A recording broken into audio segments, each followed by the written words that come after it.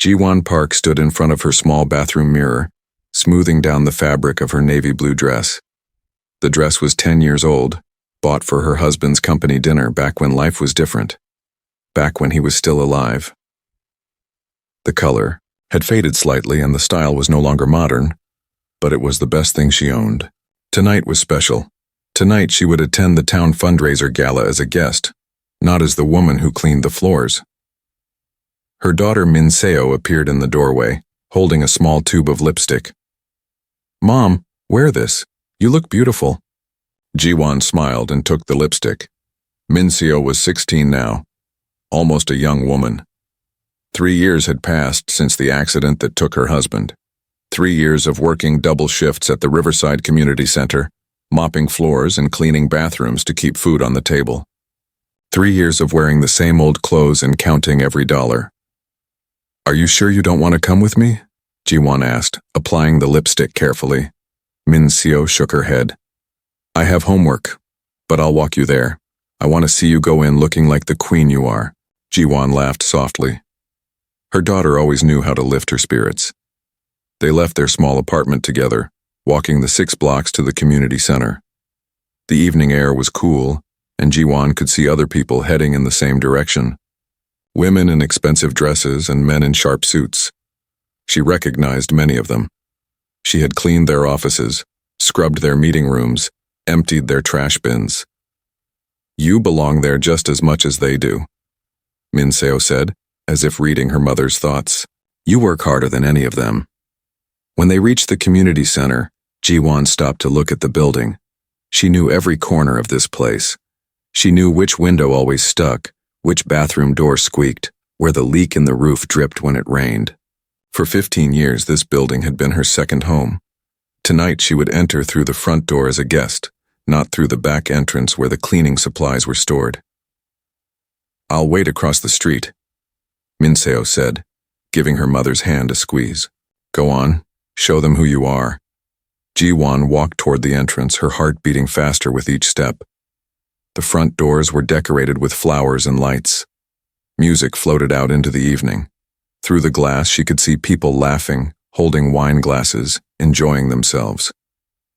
The invitation had said all residents were welcome. She was a resident.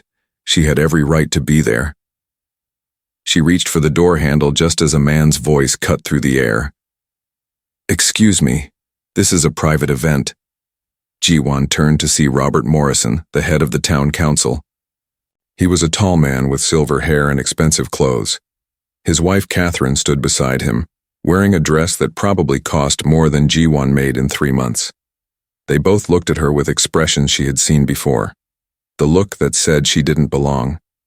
"The invitation said all residents could attend," Ji-won said quietly, holding up the flyer she had printed from the community center's website. Robert Morrison smiled, but there was no warmth in it. "This event is for members of the community association. You have to be a member to attend."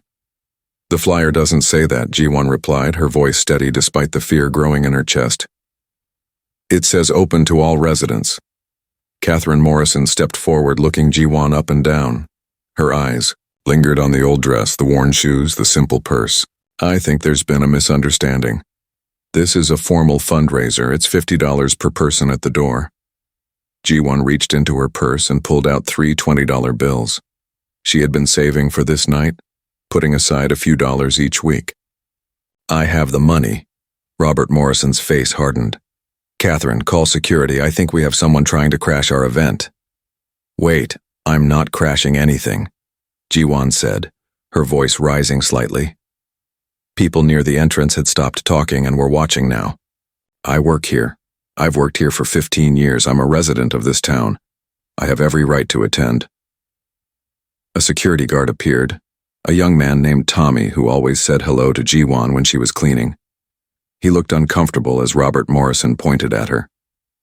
"Please escort this woman from the premises. She's disrupting our event." "Mr. Morrison, this is Ji-won. She works here," Tommy said nervously. "I know who she is," Robert Morrison snapped. "And she's not on the guest list. Remove her. Now." Ji-won felt her face burning with shame as Tommy gently took her arm. She didn't resist. What would be the point? Through the glass doors, she could see at least 20 people watching. Some looked uncomfortable. Some whispered to each other. None of them spoke up. None of them said this was wrong. Catherine Morrison turned to the crowd with a bright smile, as if nothing unusual had happened. "So sorry for the disruption, everyone. Please continue enjoying the evening." Tommy walked Ji-won away from the entrance, his voice low and apologetic. "I'm really sorry, Ms. Park. I have to do what he says. You know how it is."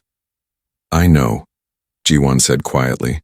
She saw Min Seo running across the street, her face twisted with anger and pain.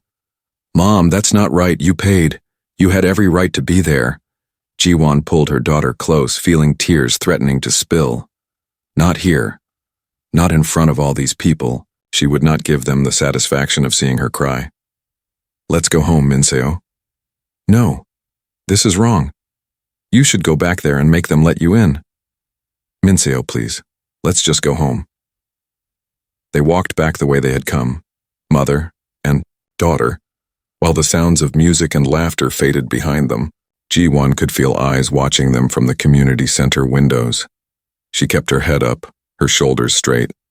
Her husband had always told her that dignity was something no one could take from you. You could only give it away. They stopped at a bench 3 blocks from the center. Ji-won needed to sit down. Her legs felt weak and the shame was crushing her chest. Min Seo sat beside her, wiping angry tears from her face. "I hate them. I hate all of them. They treat you like you're nothing. You're worth more than all of them combined." Ji-won's phone buzzed in her purse. She pulled it out, expecting a message from one of the other cleaning staff. Instead, she saw an email notification from a law firm. The subject line read, "Final Settlement, Estate of Kim Park." Her hands trembled as she opened the email. She read it once, then again, then a third time to make sure she wasn't dreaming. The wrongful death lawsuit from her husband's accident. The case that had been going through the courts for 3 years. It was finally settled. The amount made her dizzy. $8,700,000, plus ownership of a waterfront property that the company had offered as part of the settlement. The lawyer's message explained that all the papers were finalized. The money would be transferred to her account within 5 business days. Min Seo noticed her mother's expression. "Mom? What is it? What's wrong?" Ji-won looked at her daughter, then back at the community center in the distance. She could still see the lights, still hear the faint music. She thought about Robert Morrison's cold eyes and Catherine Morrison's cruel smile. She thought about the people who had watched her humiliation and said nothing. She thought about 15 years of cleaning other people's messes, of being invisible, of being treated like she didn't matter. "Nothing is wrong," Ji-won said slowly, a strange calm settling over her. She stood up, straightening her old dress. "In fact, I think something is finally right. Come on, Min Seo, let's go home. We have a lot to talk about." As they walked away from the bench, Ji-won looked back one more time at the community center. By tomorrow, news of tonight's humiliation would spread through the town. People would talk about how the janitor tried to attend the fancy gala and got thrown out. They would laugh about it in their offices and at their dinner tables. Let them laugh, Ji-won thought. Let them enjoy their moment. Because in a few minutes she had gone from being the woman they kicked out to being the woman who would change everything. They just didn't know it yet. But they would. Very soon, the whole town would know. And they would regret this night for the rest of their lives. The next morning, Ji-won woke up early as usual. For a moment, she thought the email had been a dream. But when she checked her phone, it was still there. $8,700,000. A waterfront property. Her husband's death had finally brought something other than pain. Min Seo was already awake, sitting at their small kitchen table with her laptop open. She looked up when her mother entered. "Mom, I couldn't sleep." "Is it real, the money?" Ji-won sat down across from her daughter and showed her the email again. They read it together in silence. 3 years ago, a drunk driver had hit her husband's car on his way home from work. The driver worked for a large shipping company and was driving a company truck. The company had fought the lawsuit for years, trying to pay as little as possible. Now finally they had given up and agreed to a full settlement. "What are we going to do?" Min Seo asked, her voice quiet. Ji-won thought about the previous night. She thought about Robert Morrison's face, about Catherine Morrison's cruel eyes, about the security guard taking her arm. She thought about all the people who had watched and said nothing. Anger burned in her chest, but something else burned brighter. Purpose. We're going to make things right, Jiwon said. Not just for us. For everyone in this town who has ever been treated like they don't matter. Over the next week, Jiwon moved carefully. She called the law firm and confirmed every detail of the settlement. The money would arrive in her account on Friday. The waterfront property was already in her name. It was a large piece of land right next to the Riverside Community Center, overlooking the water. Beautiful land that many people wanted.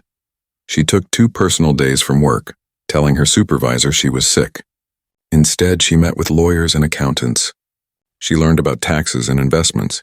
She discovered that the waterfront property was worth another $3 million on its own. Several developers had tried to buy it from the shipping company over the years, but the company had refused to sell. Now it belonged to her. Jiwon hired a private investigator named Sarah Kim. Sarah was a small woman in her 40s with sharp eyes and a professional manner. I need to know everything about the Riverside Community Center, Jiwon told her. Finances, management, future plans, everything. Sarah worked fast. Within 3 days, she returned with a thick folder. The center is in trouble, she explained, spreading papers across the table in Jiwon's apartment. They're losing money every month. Poor management, bad decisions, too many expensive projects that went nowhere. Robert Morrison has been in charge of the center's board for 5 years. During that time, the debt has tripled. How much time do they have? Jiwon asked. 3 months, maybe 4. Then they'll have to close or sell the building. Jiwon studied the papers carefully. She saw payments to Morrison's own construction company for repairs that were never finished. She saw expensive furniture purchases and fancy renovations while basic maintenance was ignored. She saw money disappearing into unclear expenses and vague categories. There's more, Sarah said. Morrison has been trying to buy your waterfront property. He wants to develop luxury condos. He's been negotiating with the shipping company for 2 years. He was days away from closing the deal when they decided to settle the lawsuit instead and give the land to you. Jiwon smiled slowly. So that's why he was so angry last night. He probably recognized you, Sarah agreed. He knew you were the widow. He knew you might inherit the property, and he couldn't stand the thought of you being at his fancy party. Jiwon sat back in her chair thinking. Minseo came home from school and joined them at the table. Sarah explained everything again while Minseo listened with wide eyes. So what do we do? Minseo asked. We build something better, Jiwon said. We take that land and we create something this town actually needs. Over the next 2 weeks, Jiwon worked like she had never worked before. She hired an architect named Soo-Jin Lee, a talented woman who had grown up poor and understood what Jiwon wanted to create. Together, they designed a community wellness center, a place with free job training programs, affordable childcare, health clinics, and meeting spaces. A place for people who needed help, not for people who already had everything. Jiwon enrolled in online business courses, staying up late after her cleaning shifts to learn about management and finance. She read books about nonprofit organizations and community development. She watched videos about construction and building codes. Her eyes hurt from staring at screens, but she kept going. During this time, she noticed something at work. Robert Morrison visited the community center twice, walking through with other men in suits. They talked in low voices and looked at blueprints. Once Morrison saw Jiwon mopping the hallway. He looked right through her as if she was invisible, as if she was just part of the furniture. Good, Jiwon thought. Let him think I'm no one. Let him keep thinking that. She also received phone calls on her cell phone from a lawyer she didn't know. The lawyer represented interested parties who wanted to buy her waterfront property. They were offering $4 million, a very generous price. Jiwon politely said no. The lawyer called back a week later, offering $5 million. Jiwon said no again. The lawyer asked what price she wanted. Jiwon said the land was not for sale. My client is very motivated, the lawyer said carefully. He's prepared to offer $6 million. That's twice what the land is worth. Tell your client no, Jiwon said and hung up. She knew it was Morrison trying to buy the land. He was using lawyers so she wouldn't know it was him. But Sarah Kim had warned her this would happen. Morrison needed that land for his plans. Without it, he couldn't develop his luxury condos. Meanwhile, Jiwon quietly reached out to other people in town. She started with David Chen, who owned a small grocery store on Main Street. David had always been kind to her, always said hello, always asked about Min Seo. When she came to his store late one evening after work, he was surprised. "Ms. Park, what can I do for you?" he asked. "I need your advice," Ji-won said. "About this town. About the people who live here." They talked for 2 hours. David told her about the divisions in the town, about how wealthy families like the Morrisons controlled everything, about how working-class people like him struggled to have any voice. He told her about business owners who had been forced to close because they couldn't afford the rising rents that Morrison's policies created.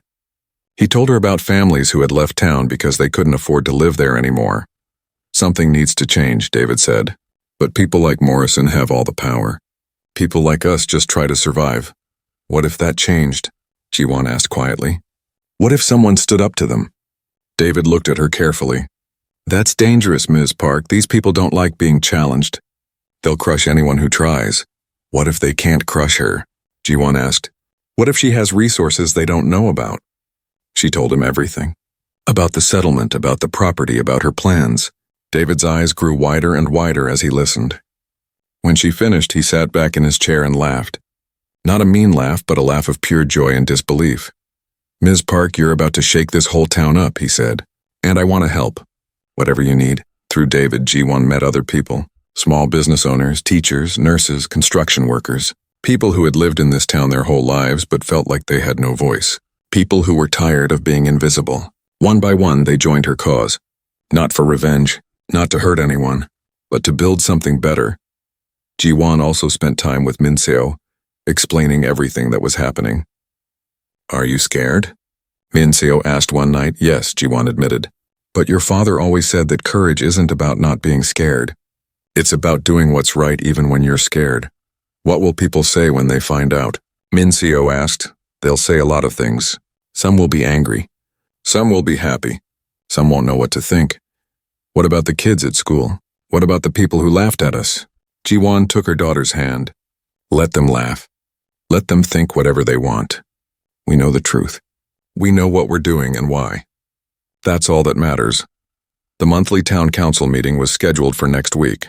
Ji-won marked it on her calendar. That would be the day. That would be when she stepped out of the shadows and into the light. That would be when she showed Robert Morrison and everyone else that the woman they had kicked out of their gala was not someone to ignore. Sarah Kim brought her final report. "Morrison is getting desperate," she said. "The community center is running out of time. He's planning to announce at the town meeting that they need to buy your property to save the center. He's going to pressure you publicly." "Perfect," Ji-won said calmly. "Let him try." She spent the weekend preparing. She printed documents, organized folders, practiced her presentation. Soo-jin Lee gave her the architectural plans for the wellness center. Beautiful colored drawings that showed what the property could become. Ji-won's lawyer, James Park, reviewed every legal document to make sure everything was correct. On Sunday night, Ji-won stood in front of her bathroom mirror again. This time she wore a simple but new dress that Min Seo had helped her choose. Nothing fancy, nothing expensive. Just clean and professional. She looked at herself and saw something different than before. The town council meeting room was packed. Ji-won arrived early and took a seat in the back row, just like she always did when she attended these meetings. Most people didn't notice her. Why would they? She was just the cleaning woman. She wore her new dress and carried a simple folder. Nothing about her appearance suggested what was about to happen. Min Seo sat beside her, nervous but trying to hide it. David Chen sat 3 rows ahead, and when he turned around, he gave Ji-won a small, encouraging nod. A few other members of her secret group were scattered throughout the room. Sarah Kim stood against the back wall, ready to record everything on her phone. Robert Morrison entered with his usual confidence, wearing an expensive suit and a smile that didn't reach his eyes. He sat at the front table with 4 other council members. Catherine Morrison was not with him tonight. Ji-won had heard through town gossip that Catherine had been avoiding public events since the gala incident had started making rounds on social media. Someone had filmed Ji-won being escorted away, and the video had been shared hundreds of times. The meeting started with boring business. Budget reports, permit applications, complaints about potholes. Ji-won waited patiently, her hands folded in her lap. She had waited 3 years for justice for her husband. She could wait another hour. Finally, Robert Morrison cleared his throat and shuffled his papers. Now we come to an important matter. As many of you know, the Riverside Community Center is facing financial difficulties. Despite our best efforts, we're looking at a possible closure within the next 90 days. Murmurs spread through the room. People looked shocked, though Sarah Kim had told G1 that rumors had been circulating for weeks. Morrison continued, "We've identified a solution. There's a waterfront property adjacent to the center that would be perfect for development. We could build a new wing, create revenue-generating spaces, and secure the center's future." He clicked a remote, and a presentation appeared on the screen behind him. The property is currently owned by a private individual who inherited it recently. We've made several generous offers to purchase it, all rejected. Tonight I'm proposing that the council authorize eminent domain proceedings to acquire this property for public use. More murmurs, louder this time. Eminent domain meant the government could force someone to sell their property. It was legal but controversial, usually used for roads or public buildings, not to save a failing community center. "This is our only option," Morrison said, his voice firm. "Without this land, the center will close. Jobs will be lost. Programs will end. I know the property owner is here tonight." He looked directly at Ji-won, a cruel smile on his face. Perhaps she'd like to explain to everyone why she's refusing to help save this community institution. The room went silent. People turned to look where Morrison was looking. They saw Ji-won sitting quietly in the back row. Recognition slowly dawned on some faces. Wasn't she the janitor, the woman from the gala video? Ji-won stood up slowly. Her heart was pounding, but she kept her face calm. "I would like to speak during the public comment period," she said clearly. Morrison's smile widened. "Of course, we'll open public comments now." He thought he had her trapped. He thought she would crumble under pressure, accept his offer, save him from embarrassment. He had no idea what was coming. Ji-won walked to the front of the room, carrying her folder. Every eye followed her. She heard whispers. "That's the cleaning lady. Why does she own property? Isn't she the one from the video?" She stood at the microphone and looked out at the crowd. She saw curiosity, confusion, some sympathy, some judgment. She saw Robert Morrison leaning back in his chair, arms crossed, waiting for her to beg or apologize or offer to sell. "My name is Ji-won Park," she began, her voice steady despite her nervousness. "I've lived in this town for 18 years. For the last 15 years, I've worked as a janitor at the Riverside Community Center. I clean the floors, empty the trash, and maintain the building that many of you use every day." She paused, letting that sink in. 3 weeks ago, I attended the annual fundraiser gala at that same community center. I was removed from the event because Mr. Morrison decided I didn't belong there. Many of you saw the video. Some of you were there in person. Robert Morrison's face reddened. He started to speak, but another council member put a hand on his arm, stopping him. "I'm not here to talk about that night," Ji-won continued.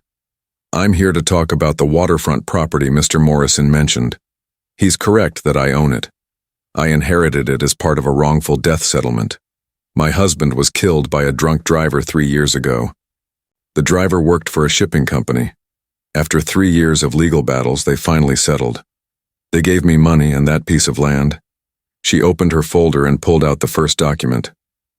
"Mr. Morrison has offered to buy my property several times. First $4 million, then $5 million, then $6 million. I refused all these offers because I have different plans for that land."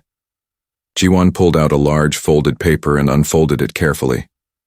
It was Soo-jin Lee's architectural drawing, full of colors and details. She held it up so everyone could see. "I'm planning to build a community wellness center on that property. It will be free to use for all residents. It will have job training programs, childcare facilities, health clinics, meeting spaces, and educational resources. Everything will be free or low cost, designed to help families who are struggling." The room erupted in whispers. People leaned forward to see the drawing better. David Chen started clapping, and a few others joined him. Morrison stood up abruptly. "This is ridiculous. You're a janitor. You have no experience running a facility like that. You'll waste money on a project that will fail within a year. Ji-won met his eyes calmly. You're right that I'm a janitor, but I've been taking business management courses for the past 2 months. I've hired an excellent architect, Soo-jin Lee, who specializes in community facilities. I have a team of advisors, including David Chen, who many of you know as a successful business owner. And I have the money to fund this project completely without any loans or public funding. She pulled out another document. The settlement I received was for $8,700,000. The property itself is worth approximately $3 million. That gives me nearly $12 million to work with. I've already allocated funds for construction, staffing, and 5 years of operating expenses. The room went completely silent. You could have heard a pin drop. People stared at Ji-won with shock. The cleaning lady had $12 million. Morrison's face had gone from red to pale. That's impossible. You can't just decide to build something like that. There are permits, regulations, zoning laws, all of which I've been working on for the past 3 weeks. Ji-won interrupted politely but firmly. She pulled out more documents. Here are my preliminary permit applications. Here are letters of support from local contractors who will do the work. Here are budget projections prepared by a professional accountant. Here is a business plan reviewed by my attorney, James Park, who is present tonight and can answer any legal questions. A man in the middle row stood up. It was James Park, looking professional in his suit. Everything Ms. Park has done is completely legal and proper. Her permits are in order. Her plans meet all zoning requirements. There is no legal basis for eminent domain proceedings. Morrison sat down heavily. Another council member, a woman named Susan Williams, spoke up. Ms. Park, this is very generous, but why not just donate the money to save our current community center? Ji-won had expected this question. That's a fair question. Let me show you something. She pulled out Sarah Kim's investigation report. Over the past 5 years, the community center has lost over $2 million. This money wasn't lost because of bad luck. It was lost because of poor management and questionable spending decisions. She began reading from the report. $300,000 paid to Morrison Construction for repairs that were never completed. $500,000 spent on luxury renovations to the administrative offices while the children's wing leaked. $200,000 in unclear expenses marked as consulting fees. The room exploded with angry voices. People shouted questions. Council members looked at each other in confusion. Morrison stood again, his face furious. These accusations are outrageous. I've served this town for years. These aren't accusations, Ji-won said calmly. These are facts from public records. Anyone can look them up. The community center is failing because it's been mismanaged. Giving it more money won't solve the problem. We need a new approach. We need a facility that's actually run for the benefit of the community, not for the benefit of the people managing it. Susan Williams looked at the papers Morrison had in front of him, then looked at Ji-won's documents. Mr. Morrison, are these numbers accurate? Morrison sputtered. There are explanations for everything. Running a facility is complicated. There are expenses that— Yes or no, Susan interrupted. Did Morrison Construction receive $300,000 for incomplete work? Morrison's silence was answer enough. Another council member, an older man named Frank Torres, spoke up. I move that we table the eminent domain discussion and open an investigation into the community center's finances. Second, Susan Williams said immediately. By morning, everything had changed. Ji-won's phone wouldn't stop ringing. The local newspaper had published the story on their website at midnight, and by sunrise it had been shared thousands of times on social media. News stations from the city were calling, asking for interviews. People were messaging her through every possible channel, some offering support, others asking questions, a few sending angry accusations. Min-seo made breakfast while Ji-won tried to respond to the messages. Mom, you're trending on Twitter, Min-seo said, showing her phone screen. The hashtag was simple: Janitor Justice. The newspaper article included the video from the gala where Ji-won was being escorted away by security. Someone had added footage from last night's council meeting. showing her presenting her plans while Robert Morrison's face grew darker and darker. The contrast was powerful. In one video, she was being treated like trash. In the other, she was standing strong and confident, revealing plans to spend $12 million helping her community. Listen to this comment. Mincio read from her phone. This woman cleaned toilets for 15 years while planning a multi-million-dollar community project. That's the kind of person we need in leadership, not the rich jerks who kicked her out of a party. Jiwon sipped her coffee, feeling overwhelmed. This is getting too big. I just wanted to build something good. You are building something good, Mincio said. But people are also seeing something else. They're seeing how badly you were treated. They're seeing that the town council is corrupt. You didn't just reveal your plans, Mom. You revealed the truth about this whole town. A knock on the door interrupted them. It was David Chen, holding a bag of fresh pastries from his store. I thought you might need breakfast and a friendly face, he said. They sat together at the small kitchen table, while David explained what he'd heard around town that morning. Morrison is panicking. He's calling everyone he knows, trying to control the damage. The other council members are distancing themselves from him. Susan Williams told her sister, who told me, that they're planning to demand his resignation. Already? Jiwon asked. The financial investigation starts today. They brought in an outside auditor. When people see exactly where the money went, Morrison is finished. David took a bite of his pastry. But here's the problem. His supporters are fighting back. They're spreading rumors that you're going to waste the money, that you don't know what you're doing, that this is all just revenge. Is it working? Jiwon asked quietly. With some people, yes. The wealthy families who benefit from Morrison's policies are circling the wagons. They're scared that if you succeed, they'll lose their power. David leaned forward. But most people support you. Working families, small business owners, teachers, nurses. Everyone who has been pushed aside for years. They see you as hope. That afternoon, Jiwon received a surprise visit from Catherine Morrison. Mincio answered the door and immediately tried to close it, but Jiwon stopped her. Let her in. Catherine looked terrible. Her hair wasn't perfectly styled for once. Her eyes were red from crying. She wore casual clothes instead of her usual expensive outfits. I need to talk to you, she said quietly. Please. They sat in the living room, an awkward silence filling the space.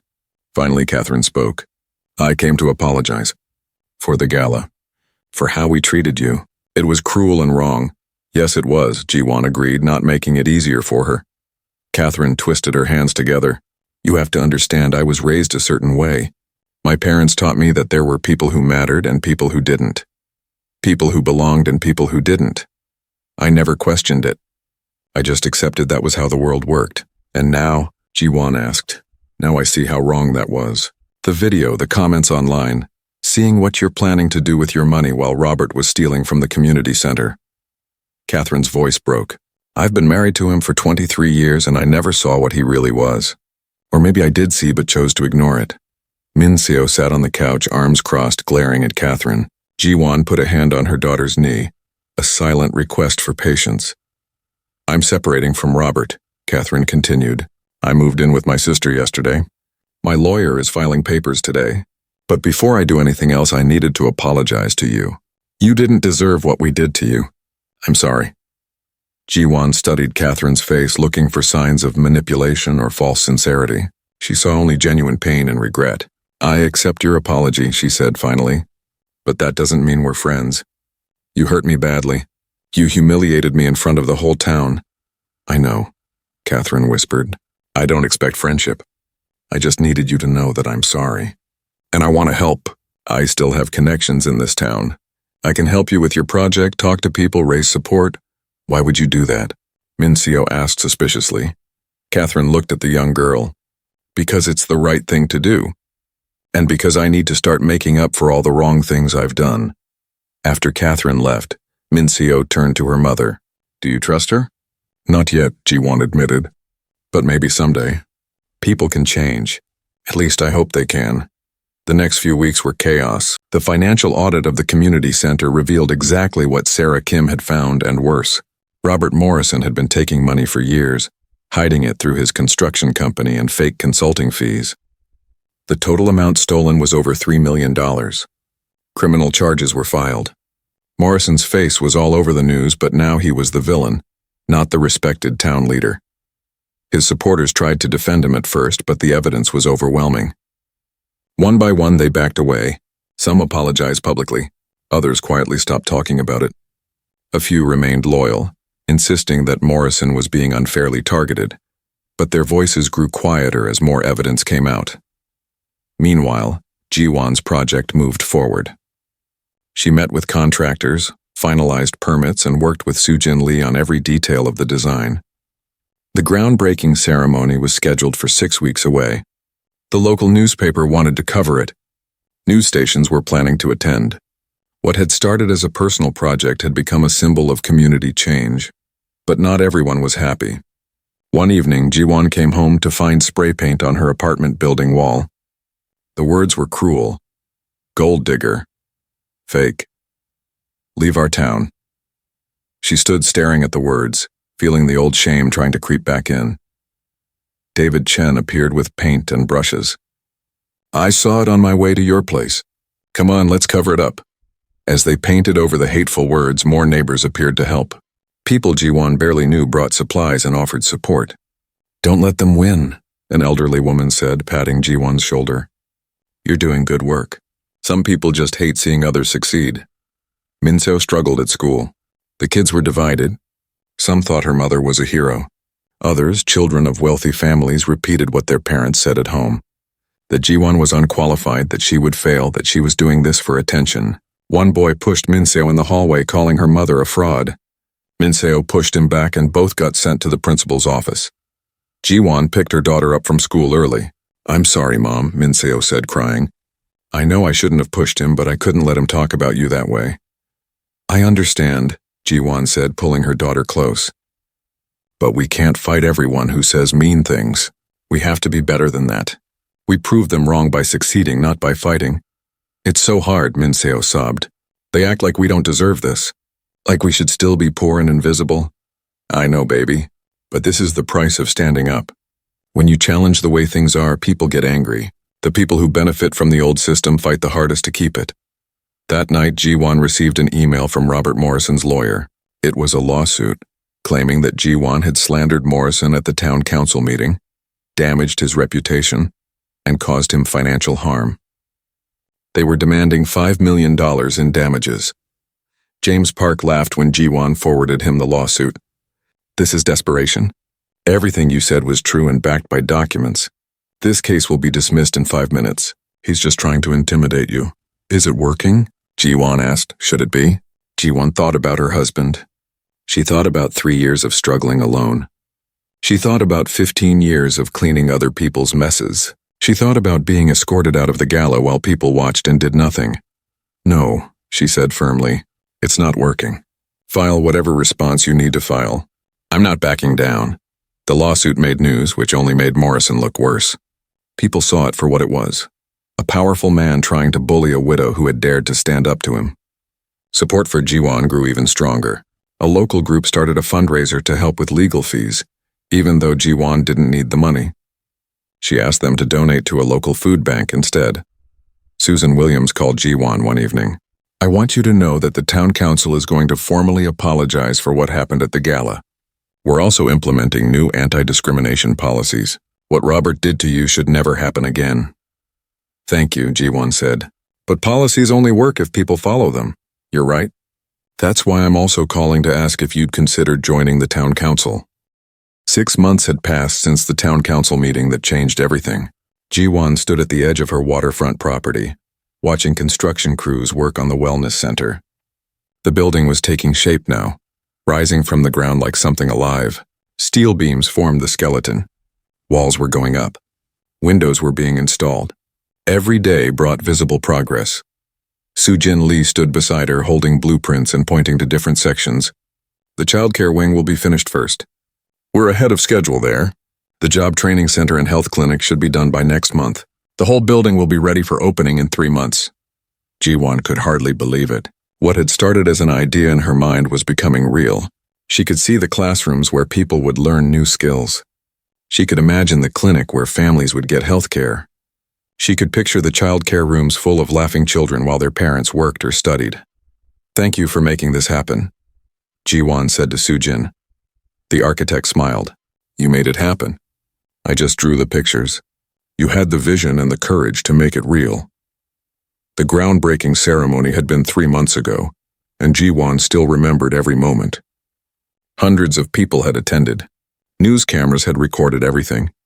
Jiwon had stood at the microphone, surrounded by her team, and turned the first shovel of earth. Min Seo had stood beside her, both of them fighting tears of joy. Robert Morrison had watched from far away, standing alone by his car. No one talked to him. No one wanted to be seen with him. He had become invisible in the same way he had once made Jiwon invisible. She had seen him there and felt no anger, just sadness. His trial for embezzlement was scheduled to start next month. His lawyer said he would probably go to prison. Catherine Morrison had attended the groundbreaking ceremony too, but she had stayed in the back of the crowd. Afterward, she had approached Jiwon carefully. "It's beautiful. Your husband would be so proud." "Thank you," Jiwon had said, and meant it. Catherine had kept her promise. She had used her connections to help smooth the path for permits and approvals. She had talked to wealthy friends, convincing some of them to support the project. She was trying to make amends, and Jiwon respected that, even if forgiveness was still difficult. Now, watching the construction, Jiwon's phone rang. It was David Chen. "Turn on the news. Channel 7. Quick." Jiwon pulled out her phone and found a live stream. The news anchor was talking about the town, showing footage of the wellness center construction. This story of a janitor turned philanthropist has captured national attention. Jiwon Park's journey from humiliation to triumph has become a symbol of dignity and community action. Today, we've learned that her story has inspired similar projects in 5 other cities across the country. The screen showed other towns where people were starting community wellness centers. Inspired by Jiwon's example, in one city, a group of nurses were pooling resources to create a free health clinic. In another, teachers were opening an after-school program for struggling students. Jiwon's story had sparked something bigger than she ever imagined. Min Seo came running from where she had been talking to construction workers. "Mom, did you see the news? You're inspiring people everywhere." "It's not about me," Jiwon said, embarrassed by all the attention. "It's about what we can do when we work together. But you started it. You showed everyone what's possible." That evening, Jiwon attended a town council meeting. She had accepted Susan Williams' invitation to join the council 3 months ago. At first, she had been nervous, worried that she didn't know enough. But the other council members had been patient, teaching her the procedures and rules. Now she was comfortable speaking up, asking questions, fighting for the changes she believed in. Tonight's meeting was about the old Riverside Community Center.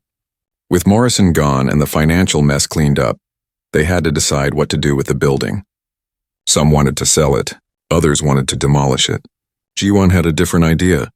"Why not turn it into affordable housing?" she proposed. "The building is solid. It just needs renovation. We could create apartments for families who are struggling with rent prices." Susan Williams nodded thoughtfully.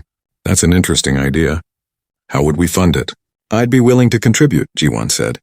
"Not pay for everything, but help get it started. If we work together, we can make it happen." The discussion continued for an hour. By the end, they had voted to explore Jiwon's proposal. It would take time and work, but it was possible. Another way to help people who needed help. After the meeting, an older man approached Jiwon. She recognized him as Frank Torres, the council member who had first moved to investigate Morrison. "You're changing this town," he said. "Not just with your money, but with your ideas. You're showing us a different way to think about community." "I'm just doing what feels right," Jiwon said.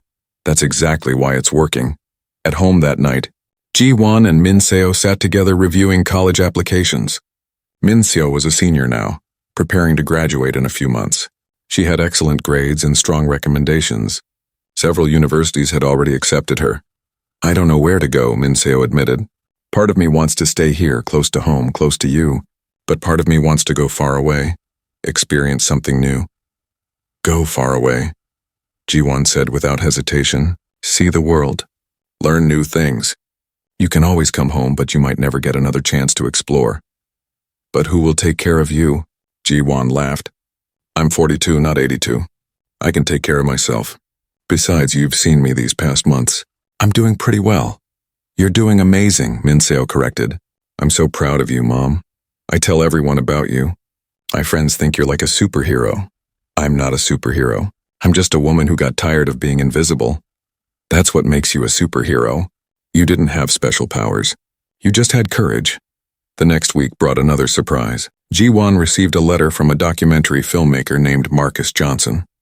He wanted to make a film about her story. Your journey represents something important, he wrote. It's about class dignity, transformation, and justice. I think it could inspire many people. Ji-won was hesitant. She didn't want to be famous. She just wanted to help her community. But Min Seo and David Chen both encouraged her to agree. Think about all the people who feel invisible like you did, David said. Your story could give them hope. She agreed with conditions. The film would include other voices from the community. It wouldn't just be about her. It would be about everyone who had been pushed aside and was fighting back. Marcus agreed immediately. Filming began a few weeks later.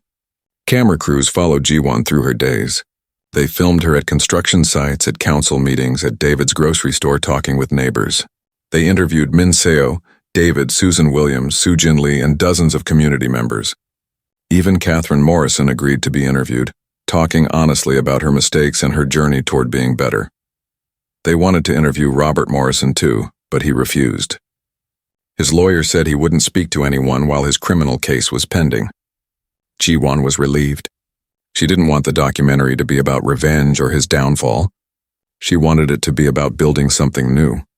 One evening during filming, Marcus asked Ji-won a difficult question. Do you ever wish you could go back to that night at the gala and change what happened?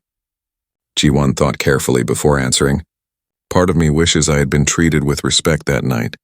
But another part of me knows that what happened needed to happen. If they had let me into that party, I might have just blended in, gone home and never done anything with the settlement money. Being kicked out made me angry. But it also made me realize something. I realized that I had been invisible for so long because I let myself be invisible. That night I decided to be seen. And now everyone sees you, Marcus said. Now everyone sees the possibility of change. That's more important than seeing me. The wellness center progressed rapidly. Local contractors worked hard, proud to be part of something meaningful. Several workers approached Ji-won during construction, thanking her for creating good jobs that paid fair wages. One man told her he had been unemployed for 6 months before getting hired on her project. You saved my family, he said, tears in his eyes. We were about to lose our house. Ji-won hugged him, fighting her own tears. This was why she was doing all of this. Not for recognition or revenge, but to help people like this man. People who just needed a chance, who just needed someone to believe in them. Min Seo started a mentoring program for younger students who were being bullied at school.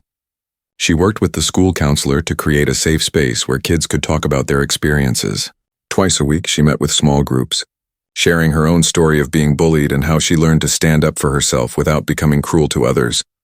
I learned from watching you, Mom, she told Ji-won. You never became mean even when people were mean to you. You stayed strong but kind. That's what I'm trying to teach these kids. Ji-won's phone rang constantly now with requests for interviews, speaking engagements, and advice from other communities wanting to start similar projects. She tried to respond to as many as possible, but there weren't enough hours in the day. The day of the grand opening arrived with perfect weather. Bright sunshine, gentle breeze, and clear blue skies. Ji-won woke up early, too excited to sleep. She put on a simple blue dress, nothing fancy, and looked at herself in the mirror of her new house. She looked different than she had a year ago. Not just older or more confident, but more present, more real. Like she had finally stepped fully into her own life. Min Seo came to her room, also dressed for the day. She had chosen to wear traditional Korean dress, a beautiful hanbok in soft pink. For Dad, she explained. He always loved when we honored our heritage. They drove to the wellness center together. Already people were gathering. Ji-won had expected maybe 100 people. Instead, she saw hundreds, perhaps 1,000.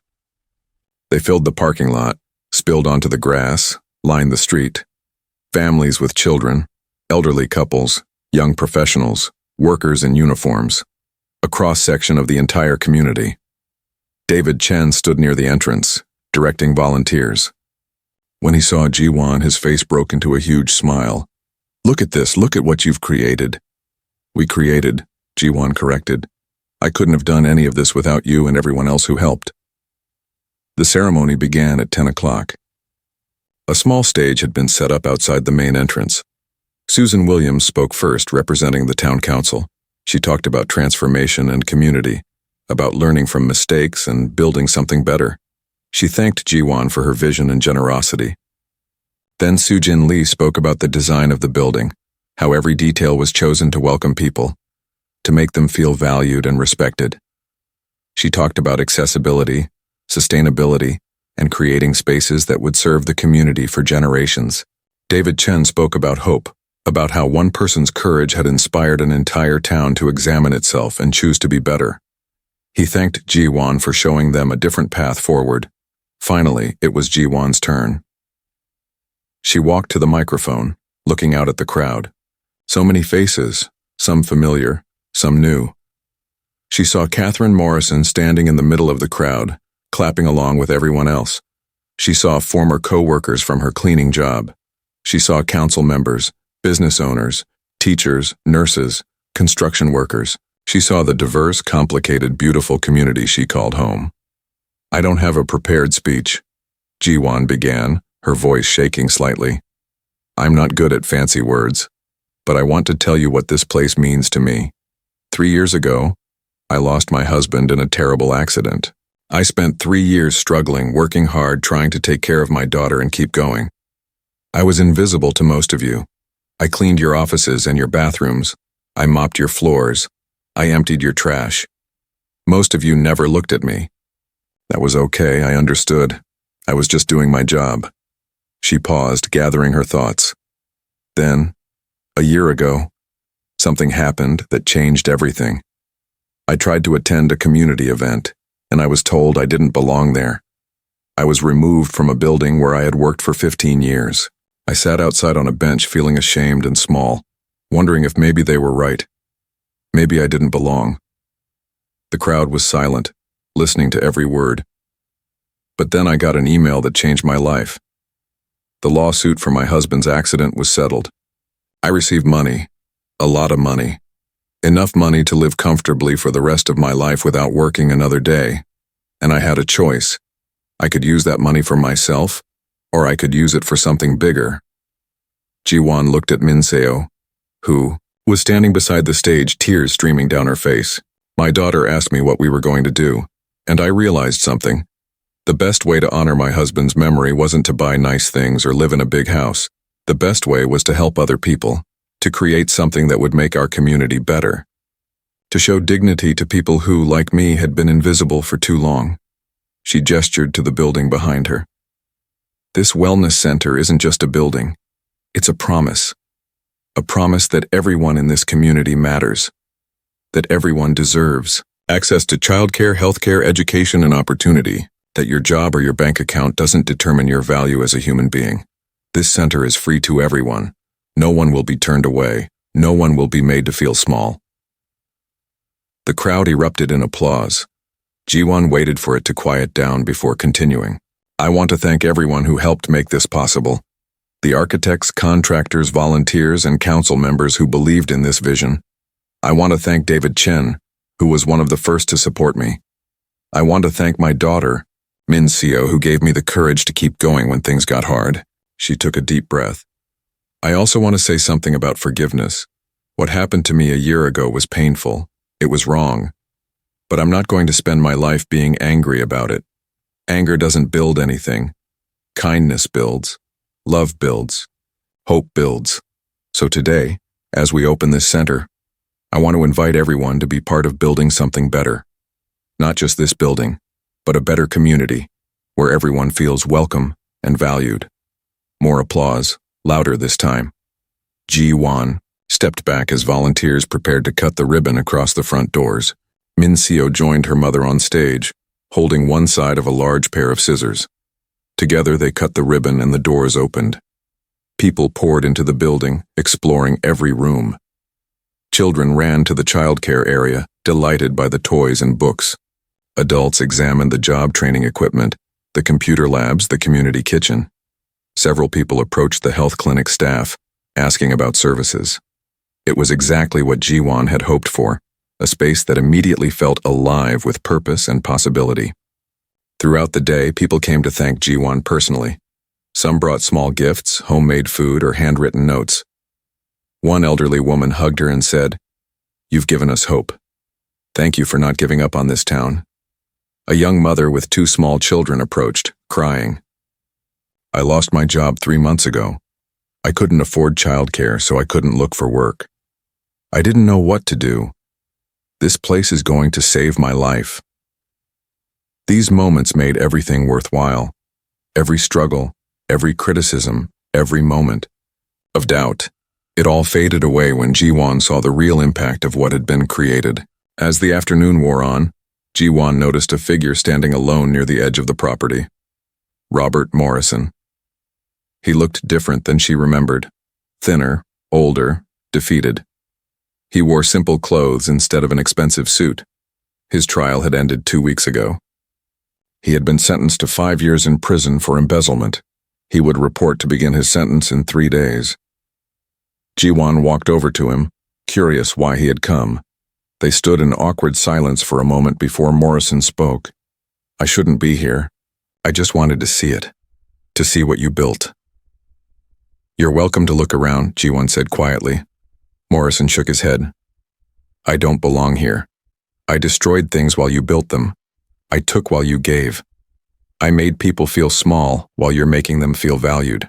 He looked at her with sad eyes. "I came to apologize. Not because it will change anything, I know it won't.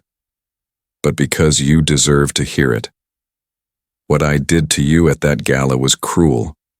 What I did to this community was criminal. I'm sorry." Jiwon studied his face, looking for sincerity. She found it along with genuine remorse. "I accept your apology," she said. "I hope prison gives you time to think about the kind of person you want to be when you get out." "If I get out," Morrison said bitterly. "When you get out," Jiwon corrected firmly. "And when that day comes, if you want to make amends, really make amends, there will be work here for you. Nothing fancy, probably maintenance or cleaning, but honest work that helps people. The door will be open if you're ready to walk through it." Morrison looked shocked. "After everything I did to you, you would hire me?" "Everyone deserves a second chance," Jiwon said. "That's what this place is about. Second chances, new beginnings, dignity for everyone, even people who made terrible mistakes." Morrison's eyes filled with tears. "Thank you. I don't deserve that kindness, but thank you." "None of us deserve kindness," Jiwon said gently. "That's what makes it kindness." Morrison nodded and walked away, his shoulders bent with the weight of his choices.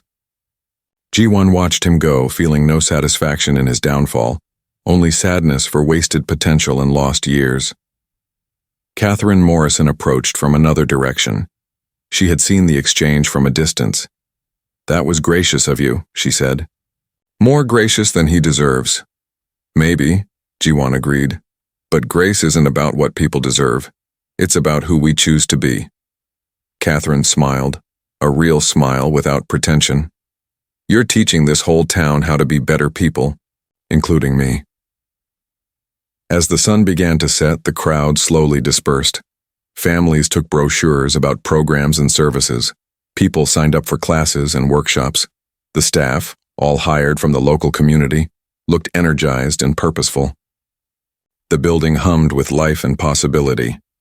Jiwon walked through the empty lobby with Min Seo, both of them exhausted but happy. They stopped at the dedication plaque, freshly installed on the wall.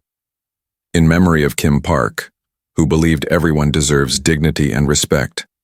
"He would be so proud, Mom," Min Seo said softly. "I hope so. I really hope so."